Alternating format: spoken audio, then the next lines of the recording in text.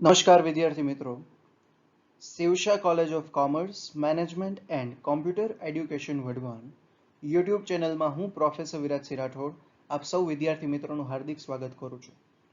Last વિડીયોમાં આપણે educational ઇન્સ્ટિટ્યૂટનું auditing કેવી રીતે કરવું એની માહિતી મેળવી હતી. આજના વિડીયોમાં આપણે હોસ્પિટલ અને હોટેલનું ઓડિટિંગ કેવી રીતે કરવું અને ત્યારબાદ જે ઓડિટ પ્રોગ્રામના એડવાન્ટેજીસ અને ડિસએડવાન્ટેજીસ છે, એટલે કે યુનિટ 1ના ચેપ્ટર 2 માટેનો આ લાસ્ટ વિડીયો છે. તો જેટલા પોઈન્ટ્સ જે બાકી હતા, રિમેનિંગ હતા, એ આજે આપણે ચર્ચા કરીશું. તો સૌથી પહેલા આપણે જોઈશું ઓડિટ પ્રોગ્રામ ઓફ હોસ્પિટલ. તો હોસ્પિટલનું ઓડિટ પ્રોગ્રામ પ્રિપેર કરતી વખતેના જે પોઈન્ટ્સ છે he that means અહીંયા ઓડિટરની વાત છે. તો he should obtain a list of books, documents, register and other records as maintained by the hospitals. એટલે જે ઓડિટર હોય છે, તો ઓડિટરે હોસ્પિટલ દ્વારા મેન્ટેન કરેલા જે બુક્સ છે, ડોક્યુમેન્ટ્સ છે, રજિસ્ટર છે અને અન્ય કોઈ રેકોર્ડ્સ, અધર રેકોર્ડ્સ, તો આ બધા ઓપ્ટેન એટલે કે મેળવવાના છે. એટલે સૌથી પહેલું સ્ટેપ શું છે કે જ્યારે ઓડિટર હોસ્પિટલનું ઓડિટિંગ કરે તો એ સમયે હોસ્પિટલ દ્વારા જેટલા પણ બુક્સ, ડોક્યુમેન્ટ્સ, રજિસ્ટર અને અધર રેકોર્ડ્સ પ્રિપેર કરવામાં આવેલા છે એ મેળવવાના છે. સેકન્ડ પોઈન્ટ છે, he should examine the audit report of last year and should note down qualifications if any. તો એમાં સેકન્ડ કીધું છે કે ઓડિટર જે છે એને લાસ્ટ યરનો જે ઓડિટ રિપોર્ટ આપેલો હોય, હોસ્પિટલને લાસ્ટ યરનો જે ઓડિટ રિપોર્ટ આપવામાં આવેલો છે એ એક્ઝામાઇન કરવાનો છે. અને ત્યારબાદ એમાં કીધું છે કે જો કોઈ એવા ક્વોલિફિકેશન્સ લાગે, કોઈ ક્વેરી લાગે, તો એને નોટ ડાઉન કરવાની છે.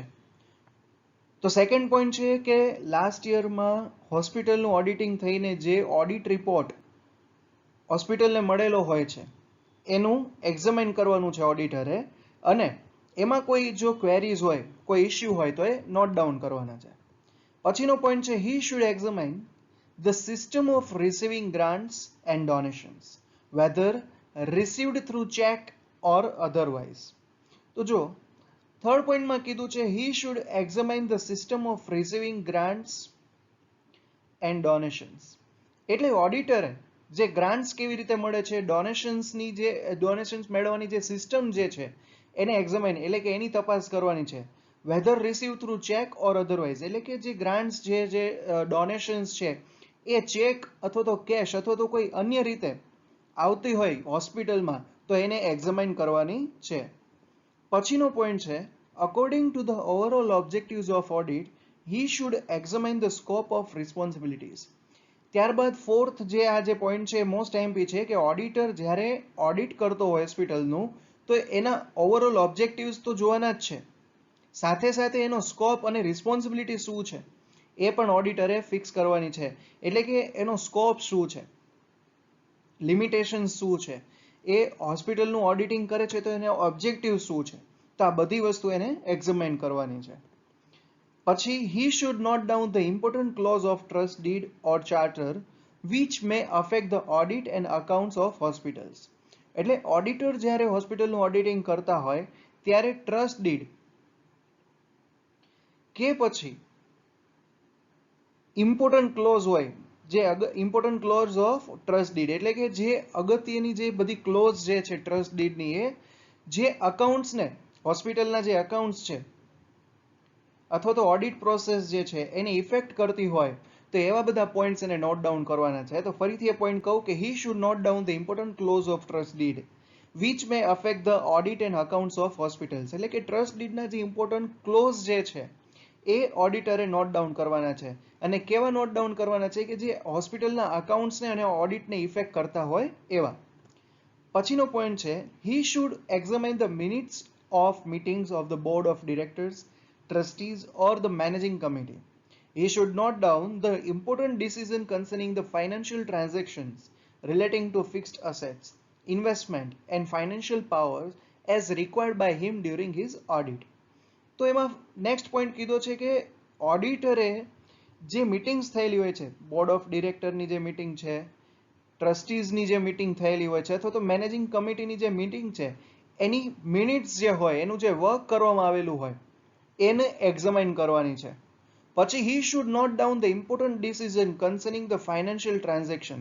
એટલે ફાઇનાન્શિયલ ટ્રાન્ઝેક્શનને લગતા કોઈ ડિસિઝન, ઇમ્પોર્ટન્ટ ડિસિઝન જે લીધેલા હોય છે, તો એને નોટ ડાઉન કરવાના છે. હવે ફાઇનાન્શિયલ ટ્રાન્ઝેક્શનના જે ડિસિઝન છે કયા, ફિક્સ એસેટને રિલેટેડ હોય, ઇન્વેસ્ટમેન્ટને રિલેટેડ હોય, ફાઇનાન્શિયલ કોઈ કન્ડિશન અથવા ફાઇનાન્શિયલ પાવરને રિલેટેડ હોય, તો આ ઓડિટ પ્રોસેસ દરમિયાન ઓડિટરે જેટલા important decision related to financial transaction જે લેવામાં આવેલા છે બોર્ડ ઓફ ડિરેક્ટર, ટ્રસ્ટી કે મેનેજિંગ કમિટી દ્વારા, એ બધાને એને નોટ ડાઉન કરવાના છે. તો હવે નેક્સ્ટ પોઈન્ટ જોઈએ. તો નેક્સ્ટ પોઈન્ટ છે, he should examine the internal control system regarding purchase of fixed asset, medicines, stores, consumables, clothing and provisions. એટલે ઓડિટરે ઇન્ટરનલ કંટ્રોલ સિસ્ટમ જે છે, હોસ્પિટલની જે internal control system regarding purchased of fix assets, પછી medicines, stores, consumables, clothing or provisions, તો આ બધાની internal control system જે છે, પરચેઝ એટલે કે એની ખરીદી, તો આ એને એક્ઝામાઇન કરવાની છે. તો ફરીથી એની એ પોઈન્ટ સમજાવું કે ઓડિટરે હોસ્પિટલની ઇન્ટરનલ કંટ્રોલ સિસ્ટમ જે ફિક્સ એસેટ છે, મેડિસિન છે, સ્ટોર્સ છે, કન્ઝ્યુમેબલ્સ, ક્લોથિંગ એન્ડ પ્રોવિઝન્સ, તો આની પરચેઝ માટેની એની સિસ્ટમ શું છે એ એને એક્ઝામાઇન કરવાની છે. પછી he should examine the internal control system for recording of purchases, issue and storage of all items and physical verification of them. હવે જો આગળનો જે પોઈન્ટ હતો તેમાં આપણે જોયું કે fix asset, medicine, stores, કન્ઝ્યુમેબલ, clothing and provisions, તો આ બધી વસ્તુનું પરચેઝ કરવા માટેની સિસ્ટમ શું છે એ એને એક્ઝામાઇન કરવાની છે. અને નેક્સ્ટ પોઈન્ટ છે તેમાં શું કીધું છે કે ઓડિટરે ઇન્ટરનલ કંટ્રોલ સિસ્ટમ જે હોસ્પિટલની એક્ઝામાઇન કરવાની છે, પણ શેના રિલેટેડ, પરચેસીસને રિલેટેડ, પછી કોઈ પ્રોડક્ટ છે અથવા તો કોઈ એને ઇશ્યુ કેવી રીતે કરે છે, કોઈ મેડિસિન્સ છે તો એને ઇશ્યુ કેવી રીતે કરે છે, પછી એની જે બધી વસ્તુ છે તો એને સ્ટોરેજ કેવી રીતે કરે છે, સ્ટોરેજ ઓફ ઓલ આઇટમ્સ, એટલે હોસ્પિટલ્સમાં જેટલી પણ વસ્તુની જરૂર હોય તો એનો સ્ટોરેજ કેવી રીતે કરે છે, તો આ બધાનું એને ફિઝિકલ વેરિફિકેશન પણ કરવાનું છે. પછીનો પોઈન્ટ છે, he should obtain the rate structure of fees, medicine and other services, power to do concession of fees, there should be adequate system for charges. તો લાસ્ટ પોઈન્ટ જે છે એમાં શું છે કે ઓડિટર જે છે એ ઓડિટરે સ્ટ્રક્ચર ફોર ફીઝ જે છે એ ઓબ્ટેન કરવાનું છે. ફીનું સ્ટ્રક્ચર શું છે, પછી મેડિસિન અને અધર સર્વિસીસ જે છે, આની સાથે સાથે જે ફીમાં કન્સેશન આપવામાં આવે છે, ડોક્ટરની જે ફી હોય છે, તો એ કન્સેશનનો જે પાવર છે, તો આ બધી વસ્તુ એને કે ફીનું સ્ટ્રક્ચર શું છે, મેડિસિનનું સ્ટ્રક્ચર શું છે, મેડિસિનની જે આપણે કહેવાય કે એની પ્રાઇસ શું છે, પછી જે બીજી જે સર્વિસીસ જે પ્રોવાઈડ કરવામાં આવતું હોય હોસ્પિટલ્સ દ્વારા, તો એનું સ્ટ્રક્ચર એને ઓબ્ટેન કરવાનું છે. તો આ બધા જે સ્ટ્રક્ચર છે ઓબ્ટેન કરવાના છે. પછી એમાં કીધું છે there should be adequate system for charges. એટલે હોસ્પિટલમાં પેશન્ટને જે ચાર્જીસ જે અપ્લાય કરવામાં આવતા હોય છે, તો એ ચાર્જીસની જે સિસ્ટમ જે છે એ એડિક્વેટ હોવી જોઈએ, યોગ્ય હોવી જોઈએ. તો સ્ટુડન્ટ્સ, અહીંયા આપણે કમ્પ્લીટ કર્યું હોસ્પિટલનું ઓડિટ પ્રોગ્રામિંગ. હવે આપણે જોઈએ હોટેલનું ઓડિટ પ્રોગ્રામિંગ. તો students, audit program of hotel. હવે હોટેલનું ઓડિટ પ્રોગ્રામિંગ સ્ટાર્ટ કરીએ પહેલા કે જેટલું પણ કોઈ પણ ઇન્સ્ટિટ્યુશન હોય, કોઈ પણ ઓર્ગેનાઇઝેશન હોય કે કોઈ પણ એન્ટાઇટી હોય, એનું ઓડિટ પ્રોગ્રામિંગ પ્રિપેરેશન માટે જે બેઝિક બધી પ્રોસેસ છે એ તો કરવાની જ છે. આ વિડીયોમાં જે એડિશનલ બધી જે નેસેસિટીઝ હોય, એડિશનલ જે એમાં શું જરૂર પડે છે, જેમ કે હોસ્પિટલ છે, હોટેલ છે, તો એમાં એડિશનલ જે રિક્વાયરમેન્ટ્સ હતી એની ચર્ચા કરી છે. બાકી જે બેઝિક્સ હતું, જે આપણે એના પહેલાના વિડીયોમાં જોયું હતું એજ્યુકેશનલ ક્વોલિફિકેશન, એજ્યુકેશનલ ઇન્સ્ટિટ્યુશન્સમાં, તો એ તો સેમ જ રહેશે. ઓકે, તો હવે આપણે જોઈએ ઓડિટ પ્રોગ્રામ ઓફ હોટલ જે એડિશનલ છે એની ચર્ચા કરીએ. તો an auditor should determine the scope of his audit from his letter of appointment. It should be seen whether he is asked to express his opinion on financial statements only or some additional responsibility being assigned to him. તો first point છે એ શું છે કે ઓડિટરને જ્યારે પણ હોટેલનું auditing માટે appoint કરવામાં આવેલો હોય તો ત્યારે ઓડિટરે શું કરવાનું છે? He should determine the scope of his audit. એનો સ્કોપ જે છે એ ડિટરમાઇન કરવાનો છે. શેમાંથી? લેટર ઓફ અપોઇન્ટમેન્ટમાંથી. પછી એમાં કીધું છે it should be whether he is asked to express his opinion on financial statements only or some additional responsibility being assigned to him.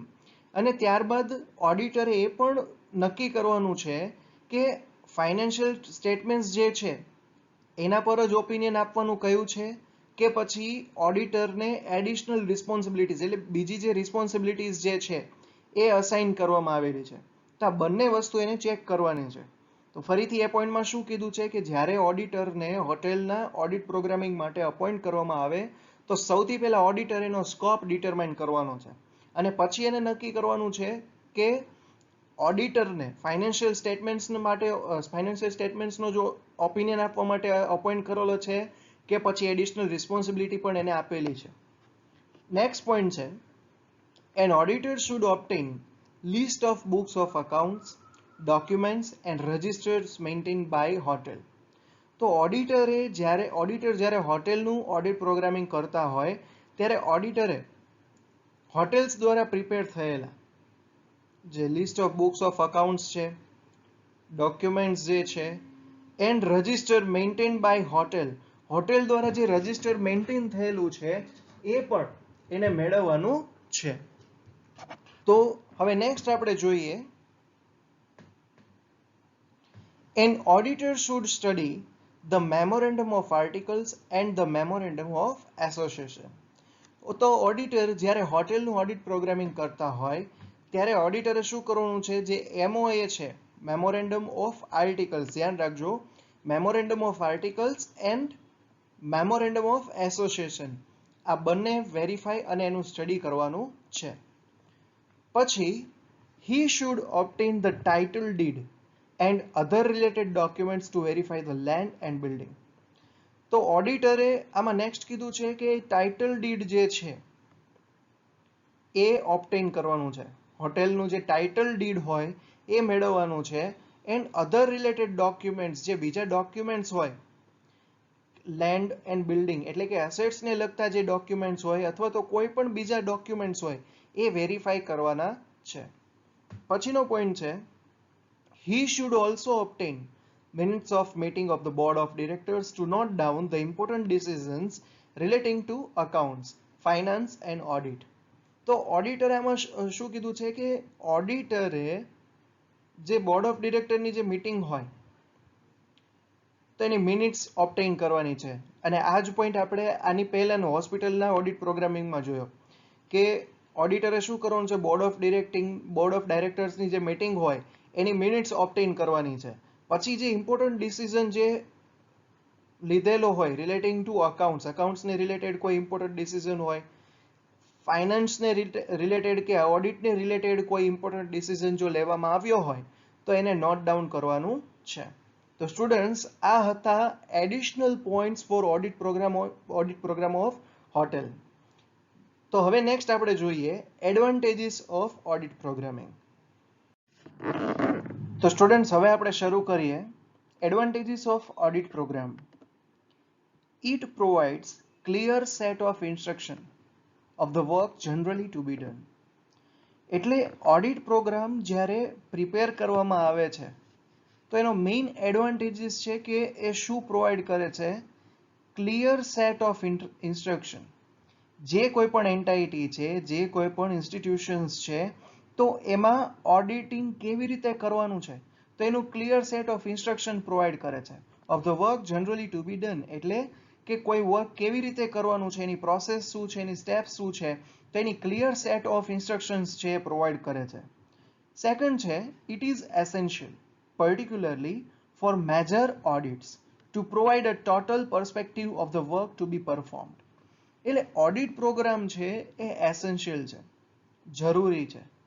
શા માટે? પર્ટિક્યુલરલી ફોર મેજર ઓડિટ્સ, કે કોઈ મેજર ઓડિટ કરવાના હોય, માની લો કોઈ ફર્મ જે છે કે જેનું ટર્નઓવર બહુ મોટું છે, એનો સ્કોપ, એનો એરિયા બહુ મોટો છે, અથવા તો હોસ્પિટલ છે જે હ્યુજ કહેવાય ને કે એના ટ્રાન્ઝેક્શન્સ બધા બહુ લેન્ધી હોય, બહુ વધારે હોય, એના પેશન્ટ્સના નંબર ઓફ પેશન્ટ્સ જે છે એ વધારે હોય, જેનું ફાઇનાન્શિયલ સ્ટેટમેન્ટ્સ જે છે એના ટ્રાન્ઝેક્શન વધુ હોય.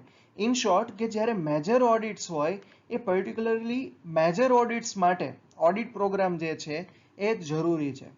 Two provide a total perspective of the work to be performed.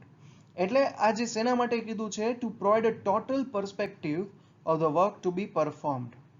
એટલે વર્ક કેવી રીતે પરફોર્મ કરવાનું છે અને શું વર્ક કરવાનું છે એ ડિસાઈડ કરવા માટે ખૂબ જ જરૂરી છે.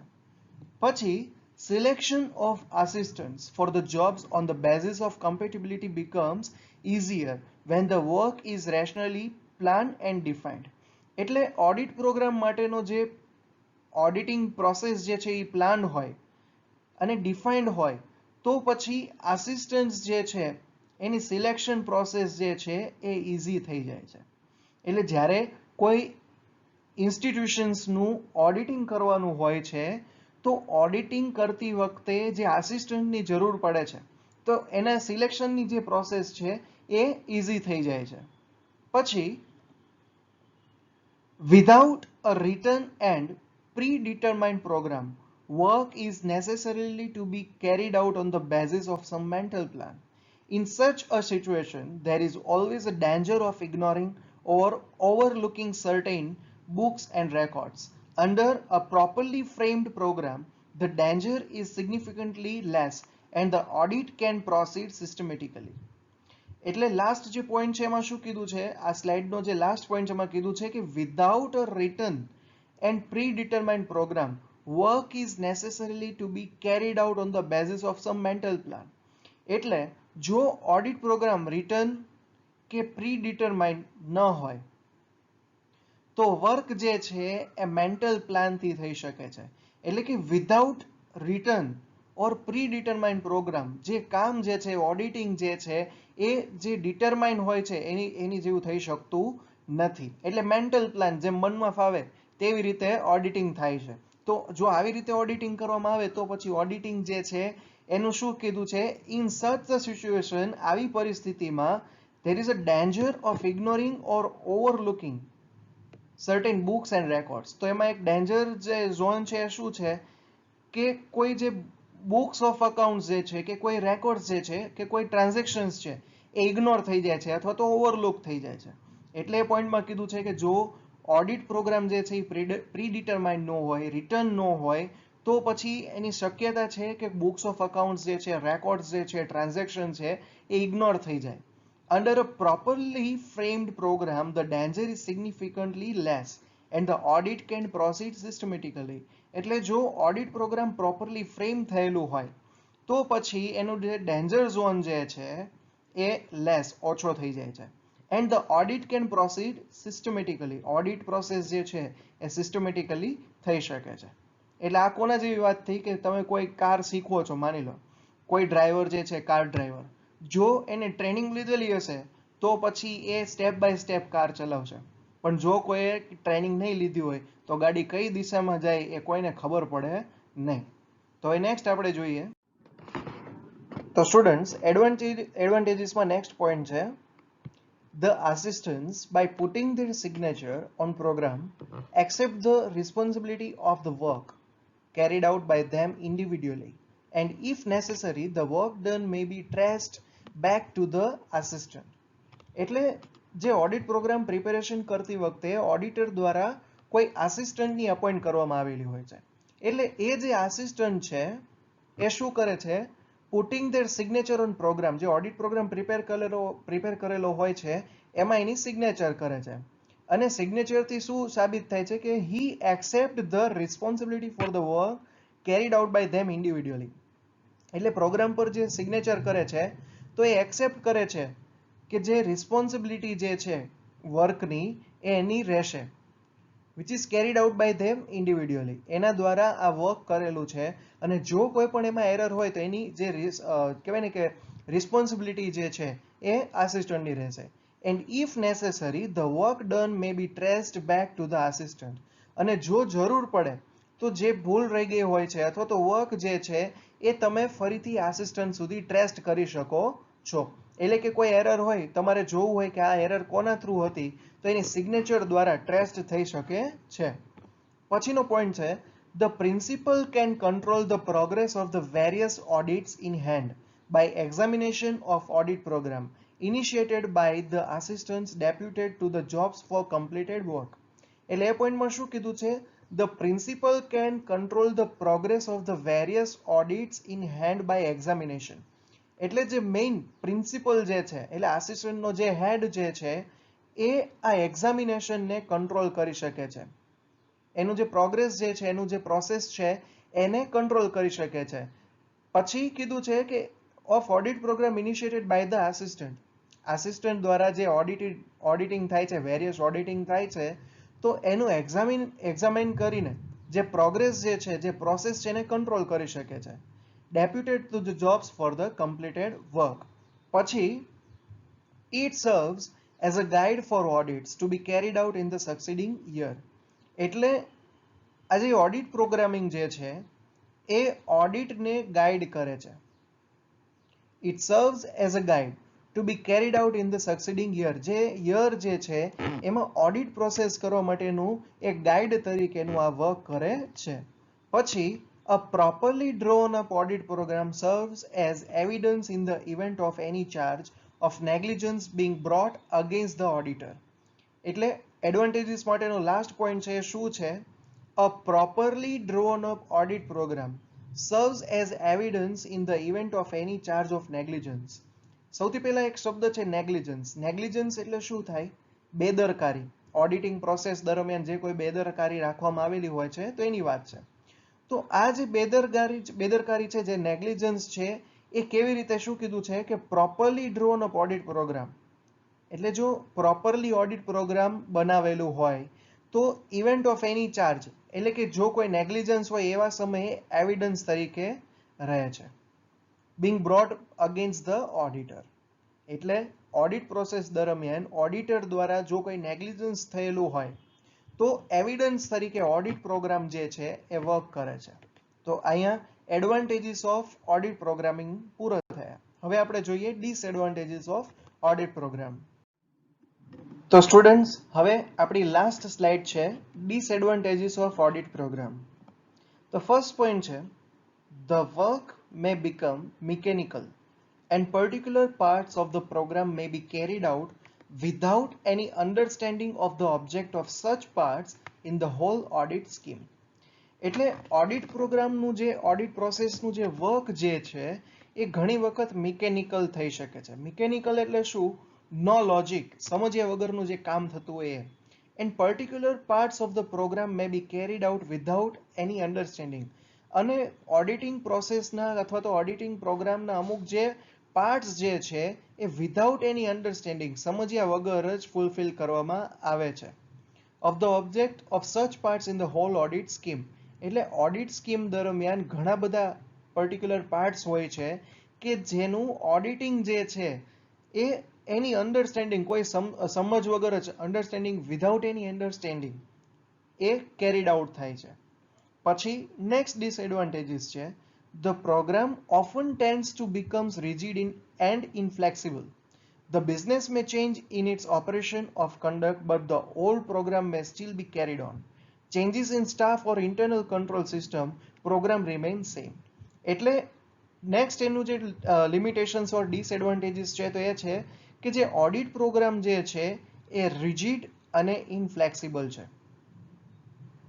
એટલે કે જો કોઈ બિઝનેસમાં ચેન્જ આવે, ઓપરેશન એક્ટિવિટીઝમાં કોઈ ચેન્જ આવે તો પણ જે પ્રોગ્રામ જે છે એ સેમ જ રહે છે, એને પ્રોગ્રામને કેરીડ ઓન કરવામાં આવે છે. રિજિડ એટલે શું, રિજિડ એટલે એમાં કોઈ કહેવાય ને કે ચેન્જીસ ના આવે. અને ઇનફ્લેક્સિબલ એટલે કે પરિસ્થિતિના આધારે ફ્લેક્સિબલ ન થાય. તો ઓડિટ પ્રોગ્રામ જે છે એક પ્રકારે રિજિડ અને ઇનફ્લેક્સિબલ છે. કોઈ ઓપરેશન એક્ટિવિટીઝમાં કોઈ ચેન્જીસ આવે તો પણ ઓલ્ડ પ્રોગ્રામ જે છે એને જ કેરી ઓન કરવામાં આવે છે.